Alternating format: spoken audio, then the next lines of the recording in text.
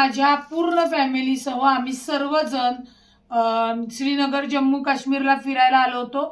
आजचा हल्ला झाल्यानंतर इथले पर्यटक प्रचंड घाबरलेले आहेत आणि आम्ही सर्वजण सुरक्षित आहोत, परंतु पर्यटक एवढे घाबरलेले आहेत की काही पर्यटक आजच आलेले आहेत, काही 2 वाजता पहलगामवरून निघालेले आहेत आणि 2:30 वाजता ही घटना घडलेली आहे। काहींच्या पर्वत आणि त्याच्यानंतरच्या फ्लाइट्स आहेत।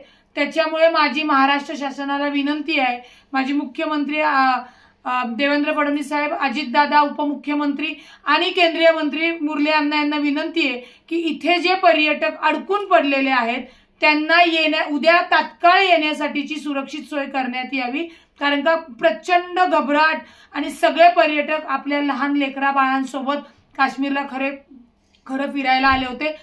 ही घटना म्हणजे मी काल आम्ही पहलगामला गेल्यानंतर आम्हाला असं कोणतंही वातावरण जी परिस्थिती वाटली नाही, परंतु आजची परिस्थिती ऐकून जेव्हा आम्ही गोंदाला म्हणजे गुलमर्गला होतो, गंडोलाला होतो, तेव्हा आम्हाला तातडीने सगळ्यांना तिथला परिसर रिकामा करायला लावला।